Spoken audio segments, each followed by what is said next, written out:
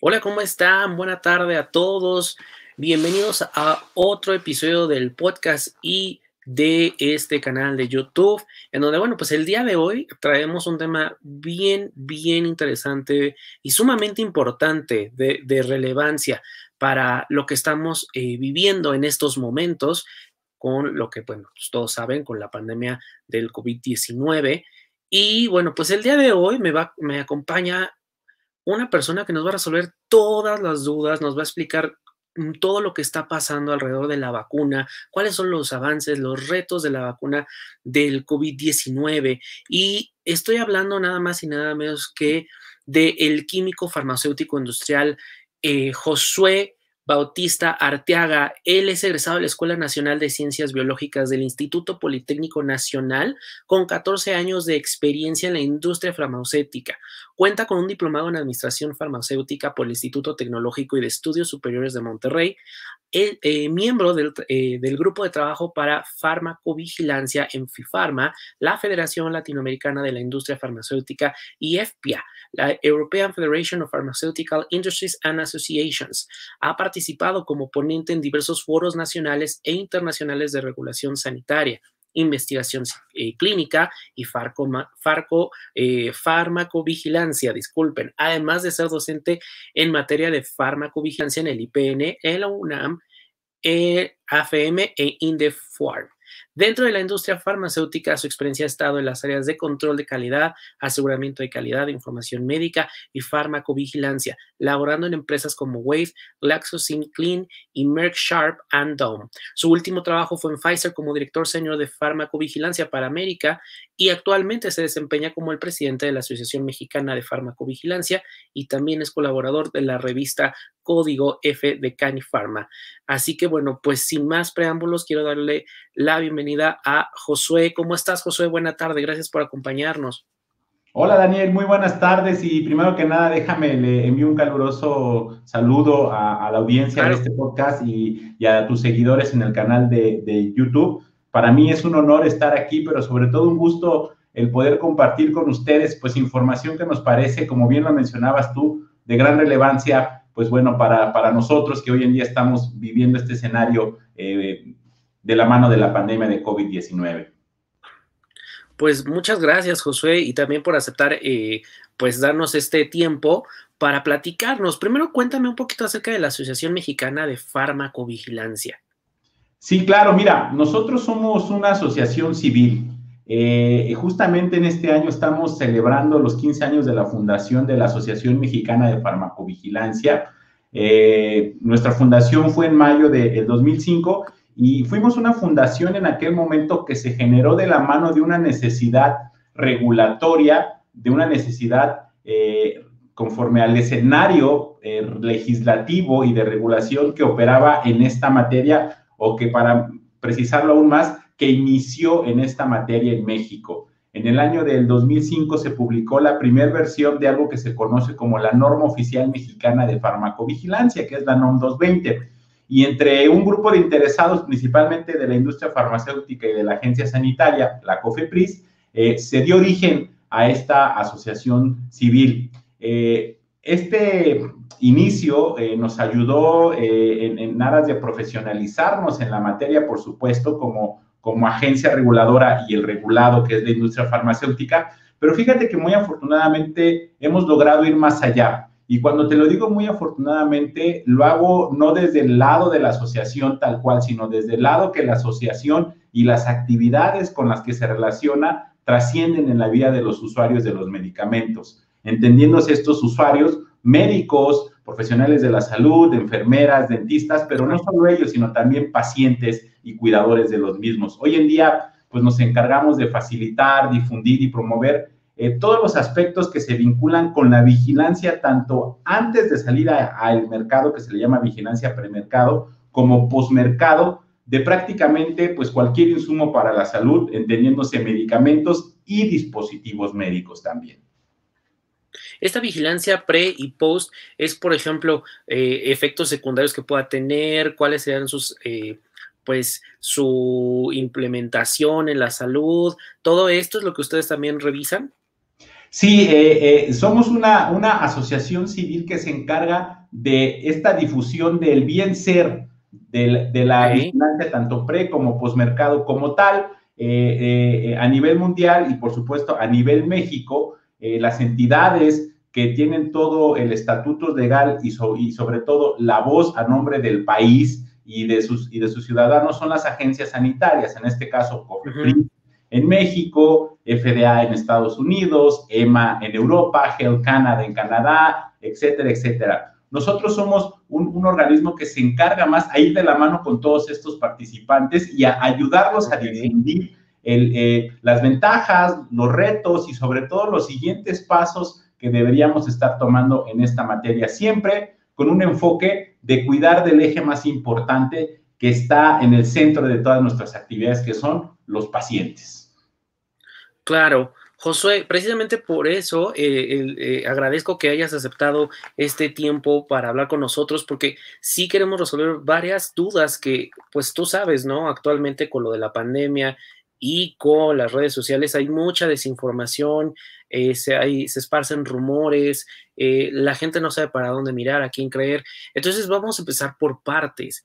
¿Cómo es el desarrollo de un medicamento? O sea, porque pareciera que la gente a veces dice, es que ¿por qué no hay vacuna? O sea, pareciera que es impensable que no haya una vacuna, ¿no? Pero la verdad es que no hay cura todavía para muchas otras enfermedades. Entonces, ¿cuál es el proceso de un estudio clínico, de desarrollar un medicamento?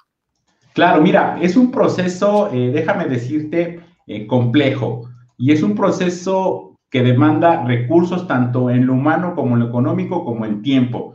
Por darte un dato, en el modelo tradicional que se ha venido eficientando en los últimos años, el desarrollo de un medicamento a una compañía farmacéutica le toma entre 8 y 12 años, es decir, desde que la idea surge, desde que la necesidad es detectada, desde que se evalúa esta viabilidad del proyecto, hasta que llegue el primer medicamento a un paciente, ya en su fase de post-comercialización o post-mercado, como te decía, Ujú, nos toma entre 8 y 12 años. Esto en aras del tiempo. En aras de los ujú. recursos humanos, te puedo decir que es un grupo multidisciplinario, interdisciplinario, transdisciplinario, porque todo comienza con infraestructura interna de la compañía, toxicólogos, farmacólogos, estadistas, médicos expertos en la patología, bioestadísticos, reguladores,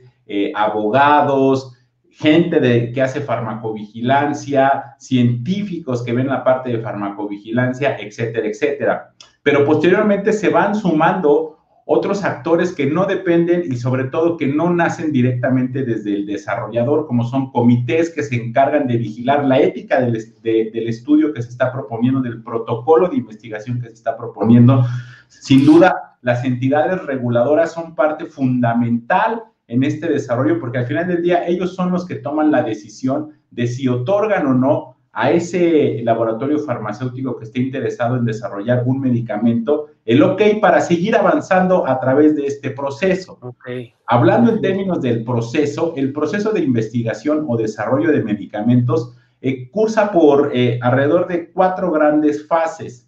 Una primera fase se conoce como la fase preclínica y se le llama fase preclínica porque es una fase en la cual probamos la molécula o los diferentes candidatos de moléculas o de principios activos o de tecnologías de virus atenuados, etcétera, etcétera, en modelos o celulares o en modelos animales, en aras de validar dos grandes temas. La eficacia, es decir, qué tanto va a otorgar el beneficio que yo espero, y no menos importante, la seguridad, es decir, qué tanto está afectando este beneficio que yo espero al organismo en el cual yo estoy haciendo esta prueba.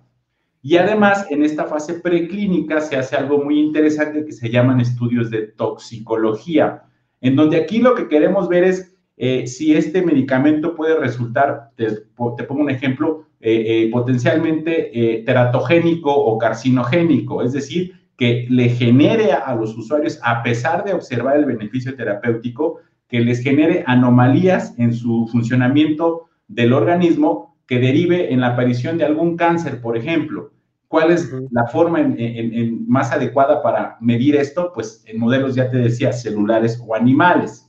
Si todo sale bien de esta primera parte, que es la fase preclínica, pasamos a 3 grandes fases que son prácticamente las pruebas o los grados en los cuales el desarrollo de ese medicamento, la investigación de ese medicamento nos está dando señales de si vamos bien, si hay que reencaminar el curso o si definitivamente ya no continuamos por ese lado. ¿A qué voy? Que posterior a esta fase preclínica hay 3 grandes fases que se ya consideran las fases clínicas, y se le consideran fases clínicas porque aquí ya empezamos a probar dicho medicamento, pero sobre todo, más que probar, a investigarlo en seres humanos. Tenemos una fase estándar que se llama la fase 1, en donde aquí, más que ver un efecto terapéutico, lo que queremos ver es algo que se denomina como los parámetros farmacocinéticos y farmacodinámicos. Y perdón por ser tan técnico a este nivel, pero necesito explicarlo así para poder ser muy preciso en lo que te voy a explicar. Claro. ¿Qué es lo que queremos ver aquí? Cómo el medicamento es metabolizado en nuestro organismo ya en seres humanos. Esto ya lo evaluamos en los modelos animales que te comenté en la fase preclínica. Ahora necesitamos ver cómo se comporta en sujetos de la raza humana. Y usualmente en esta primera fase utilizamos sujetos que no tienen esa enfermedad o esa patología que estamos pretendiendo curar. ¿Por qué? Porque queremos medir estos parámetros en un sujeto que tenga prácticamente su estado de salud sin mayores afectaciones. ¿Cuál es lo interesante de aquí? ¿Cuál es lo interesante de las fases en las que se desarrolla un medicamento?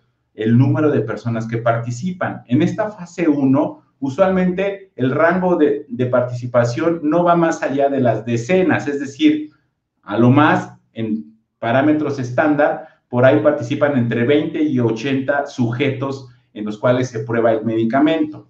¿Aquí se evalúa seguridad? Sí, por supuesto, pero no necesariamente eficacia.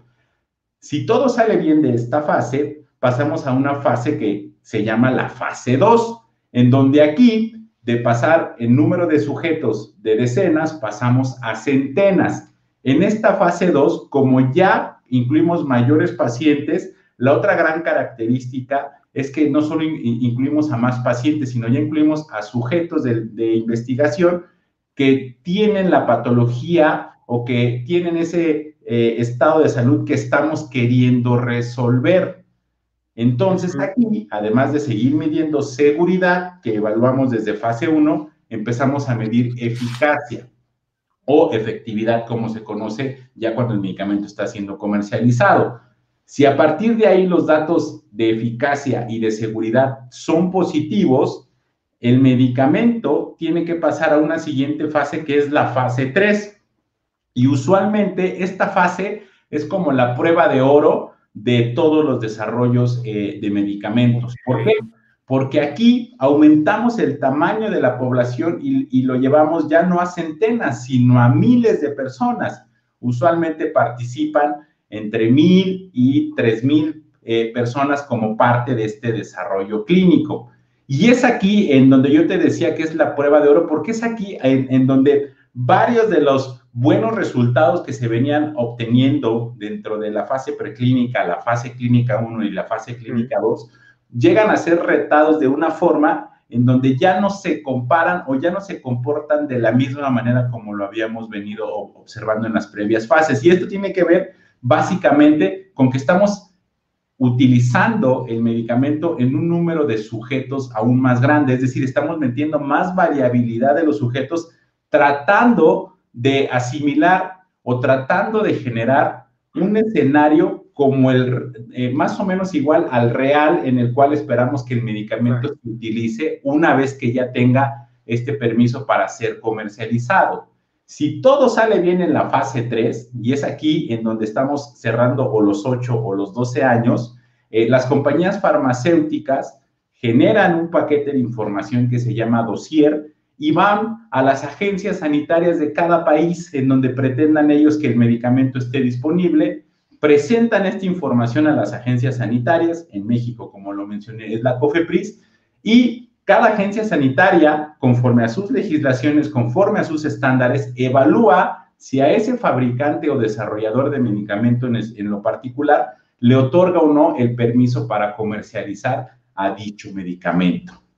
Como te puedes imaginar, pues este es un proceso bastante complejo, donde no solo consiste en encontrar a los sujetos que puedan ser parte de este proceso de investigación clínica, sino consiste en diseñar los esquemas, los ambientes en los cuales dichas pruebas, dicha investigación se va a generar, y en todo este proceso de desarrollo forma parte algo que se llama un comité de ética, donde este comité de ética es el que salvaguarda la seguridad, el bienestar de los sujetos que son parte de la investigación. Es un comité independiente que antes de que cualquier medicamento pueda ser probado en el sujeto que quiera participar de manera voluntaria, hay un comité independiente integrado por expertos en la materia de la medicina, de la ciencia, de la investigación, de la estadística, pero también por pacientes, por ciudadanos de la vida real,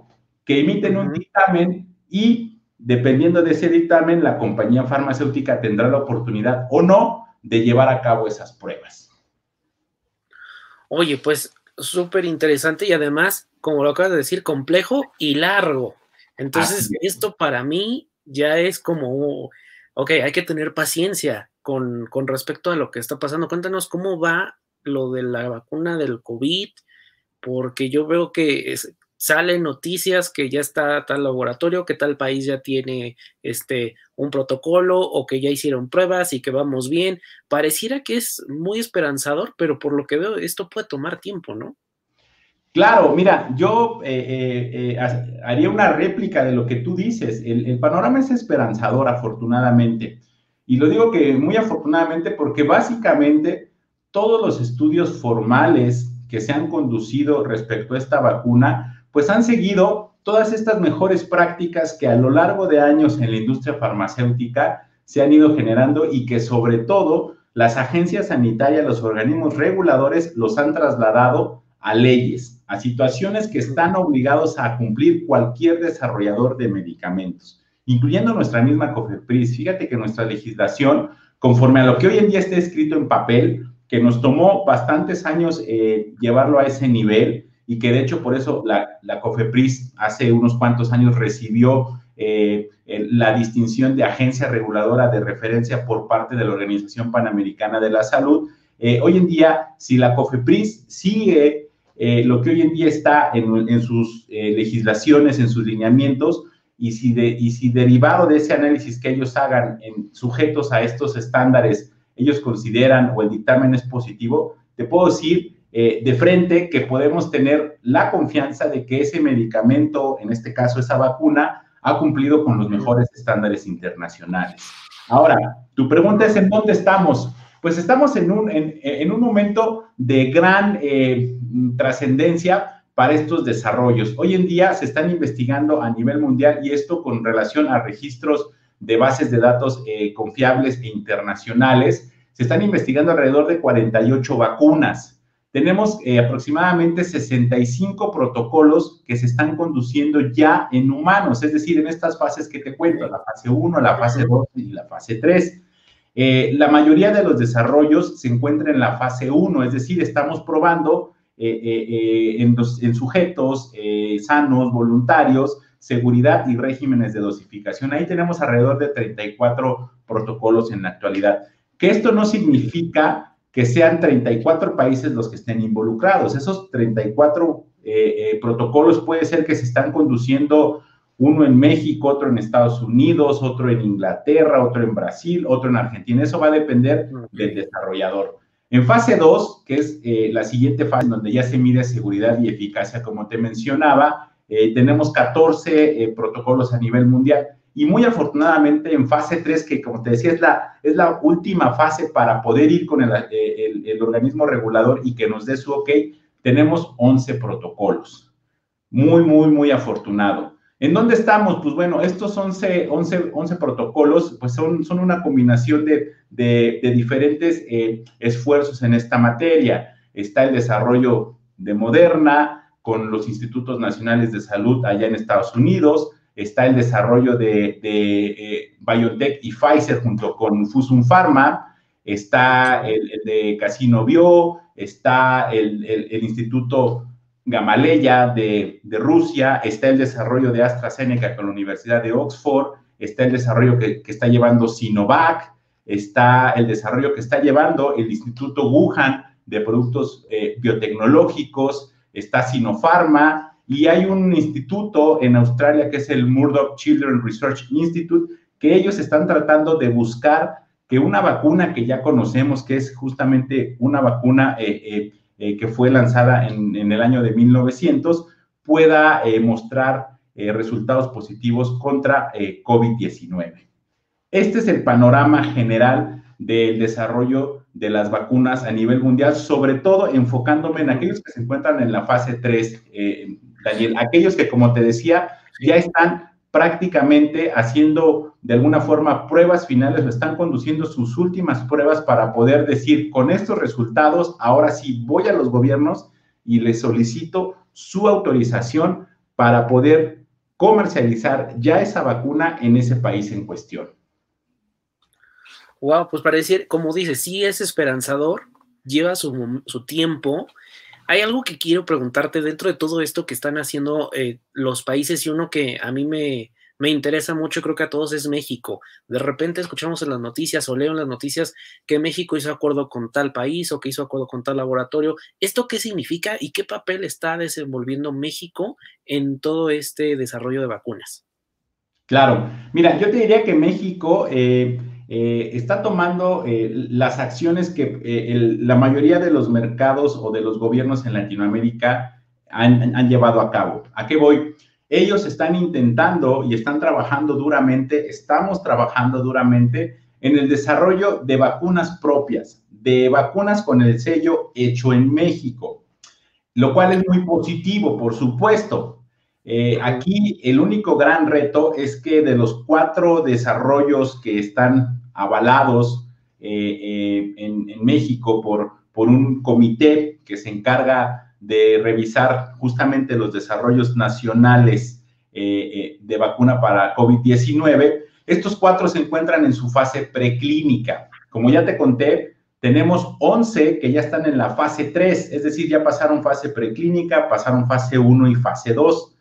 Estos 4 desarrollos que son totalmente 100% mexicanos, que es uno de ellos es el de la vacuna recombinante del Instituto Nacional de Biotecnología en la UNAM, esto en colaboración con el CINVESTAP, que es una unidad de investigación en el Politécnico, en el Instituto Politécnico Nacional. Tenemos la vacuna de Avimex con el IMSS, también en colaboración con la UNAM y el CINVESTAP. Tenemos una vacuna de ADN recombinante del Instituto Tecnológico de Estudios Superiores de Monterrey, que junto con la Universidad Autónoma de Baja California y con el Politécnico están trabajando en el desarrollo de otra vacuna más, y una vacuna que está basada en péptidos por parte de la Universidad Autónoma de Querétaro, también en colaboración con el Politécnico. Son 4 desarrollos, sí, pero que en este momento, Daniel, se encuentran en fase preclínica, es decir, no conocemos los resultados de la fase preclínica porque la están conduciendo y necesitamos que estos resultados sean positivos para que puedan ellos dar paso a la fase 1, a la fase 2 y a la fase 3. Esto es por un lado en términos de la investigación propia. Por otro lado está el resultado que la investigación a nivel mundial puede tener en nuestro país, y ahí, bueno, pues México ha hecho una serie de acuerdos preliminares y sobre todo bilaterales con grandes desarrolladores para que esos protocolos, esos estudios que te cuento que están ya en la fase 3 o en la fase 2, puedan ser conducidos también acá en México. Está una vacuna que está desarrollando Janssen, que no te la mencioné porque ellos están justamente iniciando esta fase 3, ya no están en curso como yo te lo platicaba por las otras. Está la famosa vacuna rusa, que ya en Rusia está en fase 3, que aún no ha terminado y que necesitamos que terminen esos datos. La vacuna de CanSino, la de Novavax, la de Sanofi Pasteur y la de algunas otras 2 empresas.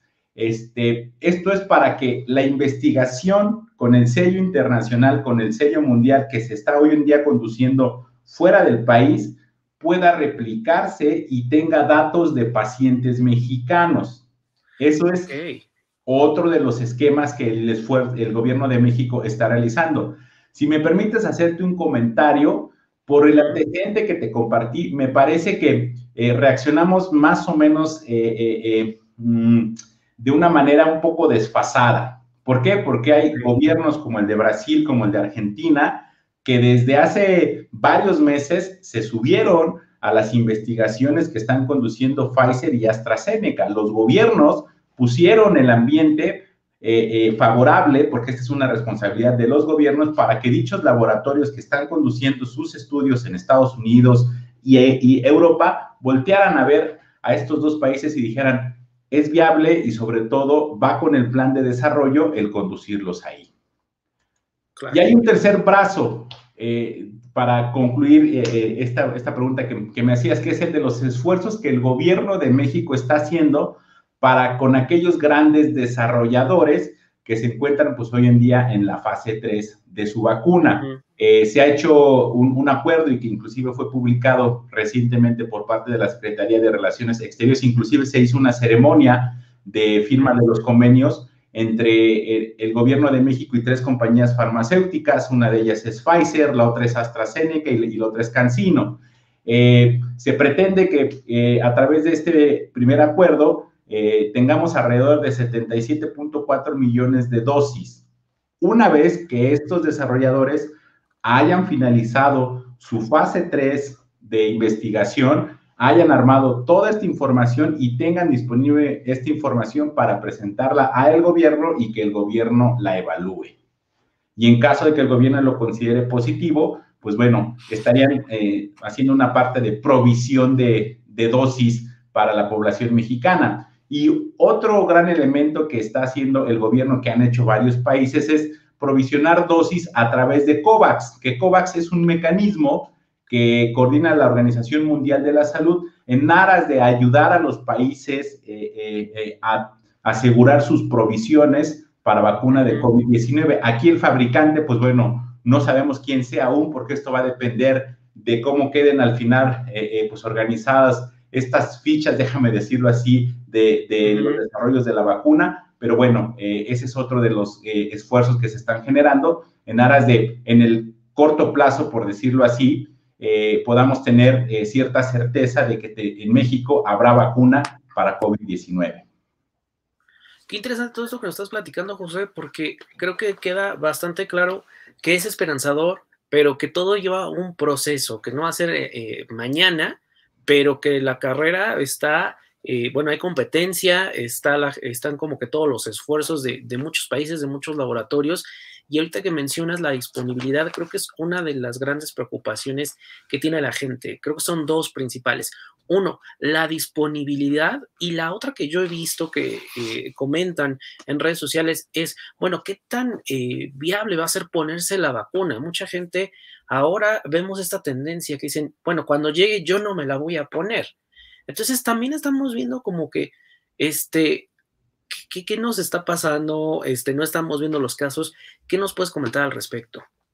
Mira, yo te diría, respondiendo al primer aspecto, la disponibilidad, pues va a ser una disponibilidad, primero que nada, proyectada. Mismo Pfizer, a través de su CEO, que Pfizer junto con AstraZeneca son de los dos desarrolladores de vacunas que más avanzados van. El mismo CEO de Pfizer mencionaba que ellos estiman que para finales de noviembre, si es que todo sale conforme al plan, y no estoy diciendo que vaya a salir algo mal, sino simplemente conforme al plan, ellos estarían listos para solicitar a la FDA una autorización para uso de emergencia de esta vacuna. Entonces, tomando eso como referencia, yo te diría que el proceso, pues, para aplicar en cada uno de los países lleva sus fases y las compañías decidirán cuál será el reloj a seguir para ir a los diferentes países. Por supuesto, en este ámbito de pandemia, sin duda, estoy convencido que van a hacer el proceso lo más pronto posible, pero para dimensionar, esto se ve a que, pues, pareciera que mercados tan grandes como Estados Unidos probablemente sean los primariamente beneficiados, pero esto habla de un beneficio por ahí de tener disponibilidad de la vacuna durante el mes de diciembre, si es que todo sale bien conforme al plan. Si no, esto mueve todo hacia principios del 2021. Y entendiendo el reto regulatorio que hoy en día existe en México, donde, como pues, se ha mencionado, COFEPRIS ha pasado por un proceso de reestructura y que inclusive hoy ya no son un organismo descentralizado, pues bueno, será muy interesante saber cuál sería el mecanismo que la misma agencia sanitaria, desde su dependencia, que es la Secretaría de Salud, van a implementar en aras de tener un proceso más expedito, pero que no comprometa la ciencia y el rigor científico. Y esto es solo en el hecho de tener la vacuna aprobada en el papel para que pueda ser comercializada en México. Yo sumaría otro factor, mi querido Daniel. No olvidemos que los medicamentos, pues, no se distribuyen solos. Y como se ha mencionado en varios espacios y como se ha anunciado por el gobierno, pues el gobierno ahora en México tiene una iniciativa, que ya no es iniciativa, pero que lo menciono así, de distribuir los medicamentos que se utilizan en el sector salud de manera autónoma y de manera propia. Y la distribución de medicamentos, sin duda, es una distribución que demanda un gran expertise, una gran infraestructura, de la cual pues no hemos tenido noticias, al menos en lo que va del año y en lo que va del anuncio a la fecha, acerca de qué tanto avance tiene el gobierno para esta distribuidora. Pero cuando se trata de vacunas en lo especial, se requiere aún mayor cuidado, déjame decirlo así. ¿Por qué? Porque primero que nada, las vacunas se tienen que transportar en algo que se llama una cadena de frío. Significa que desde que está en el almacén hasta que llega al consultorio, a la clínica, debe mantener una temperatura de entre 2 y 4 grados centígrados. Por lo tanto, pues aún estamos de alguna forma un poco más ansiosos, si me dejas decirlo así, en conocer cuál es el plan que el gobierno tiene para asegurar una adecuada distribución de la vacuna y que hoy en día será un insumo, pues, clave para contrarrestar estos efectos que la pandemia ha traído hacia nosotros. En el ámbito de seguridad y de dudas que la población ha tenido de si utilizamos o no la vacuna, yo les podría decir que debemos estar confiados de que si vacunas como las que hoy en día estamos conversando llegan a ser aprobadas por nuestros gobiernos, contarán con todos los estándares tanto de eficacia como de seguridad que nos puedan dar un grado de confiabilidad para poderlos utilizar nosotros, nuestros familiares. ¿Por qué? Porque todo este desarrollo clínico ha tenido los ojos del mundo. Y al tener los ojos del mundo y al tener las mejores prácticas y las mejores experiencias de desarrollo de medicamentos, sin duda la ciencia va de la mano. Y me parece que la ciencia hoy en día nos ha demostrado el valor de la misma. El tener miedo hacia la vacunación, pues es algo que inclusive va más allá de la vacuna contra COVID-19. Hay movimientos que no comparten este mecanismo que ha demostrado ser excepcional para erradicar y controlar enfermedades. Y hoy en día yo les puedo decir, te puedo decir a ti, a tu audiencia, que vamos haciendo las cosas conforme al deber ser. Nada se ha apresurado y de hecho por eso uno de los grandes ejemplos que han salido de transparencia es el caso del desarrollo de la vacuna de COVID-19 de AstraZeneca y la Universidad de Oxford, donde ellos proactivamente han emitido comunicados de un paciente, 2 pacientes afectados por una crisis transversa, que no es algo que nos debe espantar, es algo esperado en el desarrollo de una vacuna, de un medicamento, porque los pacientes pueden tener algunas otras afecciones que trasladen o que trasciendan durante el curso de la investigación clínica. Lo interesante es la evaluación que se hace de si ese evento que está presentando el paciente está causado o no por la administración de la vacuna. Pero si llegara a estar causado, que es el peor escenario, el siguiente paso es mirar qué características de ese paciente tal vez lo predisponieron. Y en ese sentido, en aras de evitar que haya más pacientes que puedan experimentar este evento, pero sobre todo también en aras de fomentar el acceso a nuevas terapias, a medicamentos nuevos, poder suscribir tal vez el uso de ese medicamento en grupos específicos de población. Así es que, bueno, la seguridad y la eficacia están siendo vigiladas con estos ojos a nivel mundial y sobre todo que estas investigaciones se están conduciendo, te puedo decir, con los más altos estándares. Pues muchas gracias, José. Creo que ha quedado bastante claro, no son enchiladas y también esto que hemos visto en las noticias que los efectos secundarios, por llamarlo así, de gente que ha estado en las pruebas, pues es parte del proceso, es normal y no va a ser algo que nos van a traer, ¿no? Nos van a traer una vacuna incompleta, sino tiene que pasar todo este proceso. Mientras tanto, que no está la vacuna, pues a seguir las recomendaciones de higiene y de sana distancia, ¿verdad, Josué? Totalmente. Y déjame nada más precisarte en un minuto Claro. algo aún más interesante de estos desarrollos. Fíjate que en el caso específico de estas vacunas, se están trabajando con dos grupos. Uno que recibe la vacuna que estamos investigando y otro que no recibe la vacuna, que recibe algo que se llama el placebo. ¿Por qué? Okay. Porque queremos mirar si la respuesta que yo veo en relación al medicamento, a la vacuna que estoy investigando, en verdad se debe al efecto que está teniendo este medicamento o si se debe a una situación natural de la salud del paciente. Entonces, ¿qué ha pasado con estas investigaciones?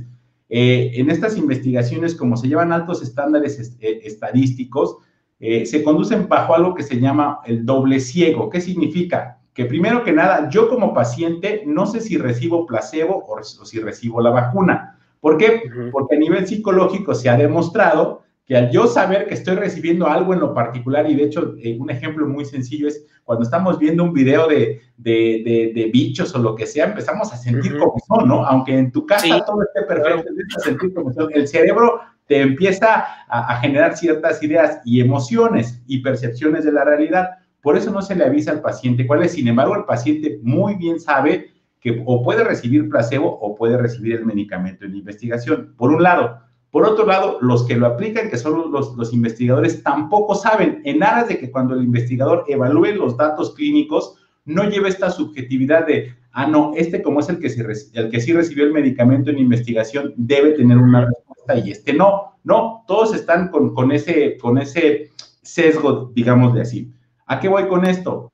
Varios de los pacientes que han experimentado eventos adversos, inclusive el de la reciente muerte en Brasil, la compañía ha publicado pues que se ha demostrado que son pacientes que recibieron el placebo. Entonces, recibieran o no la vacuna, algo les iba a pasar. No lo estoy minimizando, es simplemente contextualizando. Y yo me sumo a lo que bien mencionas tú.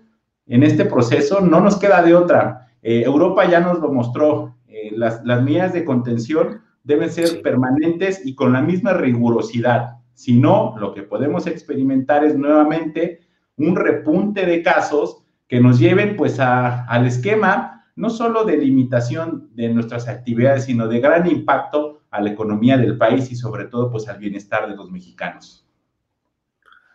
Así es, pues muchas gracias, Josué, por tomarte el tiempo, platicarnos, despejar todas estas dudas. A mí me ha quedado mucho más claro, también me ha dado esperanza que dices, mucha gente decía, no, es que 2, 3 años vamos a estar así. La verdad es que creo que va a ser menos de lo que pensamos, pero seguir cuidándonos, seguir ahí también atentos y, bueno, sobre todo informándonos. Y precisamente ustedes en la asociación, me parece, tienen mucha información, muchos eventos, ¿verdad?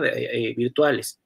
Sí, de hecho somos una asociación que, te lo puedo decir con mucho gusto, que en estos tiempos de pandemia hemos reinventado nuestra forma de comunicarnos con aquellos interesados de la farmacovigilancia, incluyendo a los pacientes, y de hecho, pues acabamos de organizar el primer Congreso Latinoamericano de Farmacovigilancia y Tecnovigilancia, donde alrededor de 500 profesionales interesados en estas dos materias, académicos, reguladores, expertos en la materia, gente de la industria farmacéutica, gente de hospitales, gente de las universidades, convergieron en un mismo foro y lo que estamos intentando hacer es compartir y hacer que conectemos las mejores prácticas en farmacovigilancia y tecnovigilancia. ¿Por qué? Porque son prácticas que nos van a ayudar a asegurar que los medicamentos que se encuentren en el mercado cumplen con los mejores estándares de seguridad, calidad y eficacia. ¿Y esto en qué se traduce? En beneficios para los usuarios.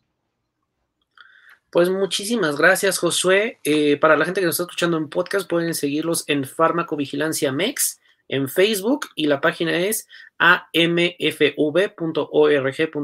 que también van a estar en los comentarios del podcast y del canal de YouTube. Josué, pues no me queda más que agradecerte tu tiempo y bueno, pues habernos despejado todas estas dudas. Daniel, muchas gracias por el espacio y le envío un cordial saludo a toda tu audiencia y los invito a que sigámonos cuidando, sigámonos quedando en casa y sigámonos tomando todas estas medidas de limpieza, uso de cubrebocas, que son los mecanismos más simples, pero de mayor impacto. Así es, y que creo que lo de la limpieza, lo del súper, yo ya me voy a quedar de por vida, ya que llego y el súper y siempre lo voy a estar limpiando. Totalmente, totalmente, es una de las mejores prácticas que también podemos llevar a cabo. Muchas gracias, Josué. Muchas gracias y gracias a todos los que están viendo este video, los que están reproduciendo en posterior. Y también les recuerdo que, bueno, pues pueden compartir, suscribirse al canal, especialmente compartir, porque, bueno, pues es información vital que nos ha compartido Josué y que vale la pena que todo el mundo escuche y tenga mayor alcance. Muchísimas gracias y hasta la próxima.